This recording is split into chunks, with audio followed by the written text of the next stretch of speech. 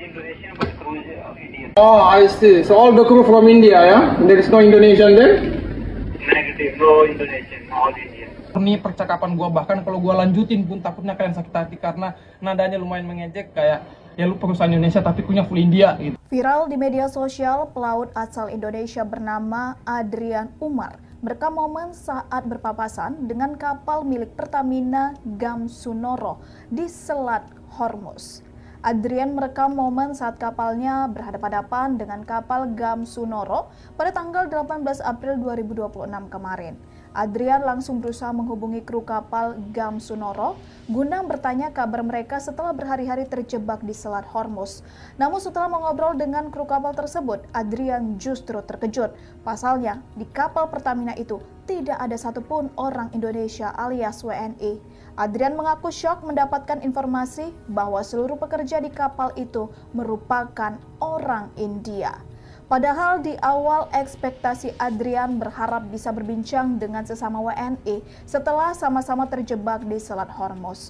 Netizen lantas ramai-ramai bertanya ke akun Pertamina soal alasan kenapa tidak ada WNI yang dipekerjakan di kapal milik Indonesia. Merespons hal tersebut, Pertamina menyebut bahwa kapal Gamsunoro adalah kapal yang disewa oleh pihak asing. Maka dari itu, kebijakan soal ABK yang dipekerjakan pun tergantung pihak penyewa. Disebutkan bahwa MT Gamsunoro melayani pasar internasional di kawasan Asia, Eropa, Amerika, dan Afrika. Saat ini kapal tersebut disewa oleh pihak ketiga yang mempekerjakan ABK sesuai dengan regulasi internasional dan standar operasional yang ketat.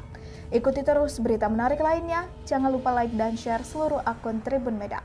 Kapal Pertamina Gamsunoro hari ini tanggal 18 ya, tanggal 18 bulan 4 2026. Kapalnya masih berlabuh jangkar, posisinya ada di sini, di sana. Coba kita keluar ngecek. Itu adalah kapalnya, tulisannya Pertamina ya. Coba kita calling krunya, nanya keadaannya gimana. Motor tanker Gamsunoro, motor tanker Gamsunoro. Waiting over. Calling Gamsunoro, go ahead. Yes, can you go down 06 please? Yes, good afternoon, sir. I just want to know, first, where are you from? From India or from Indonesia? Oh, Indian crew. Owner is Indonesian, but crew is Indian. Oh, I see. So all the crew from India, yeah? There is no Indonesian there? Negative, no Indonesian, all Indian. Ya, itu adalah percakapan gua dengan salah satu kru motor tanker Gamsunoro ya, milik Pertamina Gamsunoro. Shock, pasti gua juga shock. Karena gue berharap itu ada orang Indonesia di sana.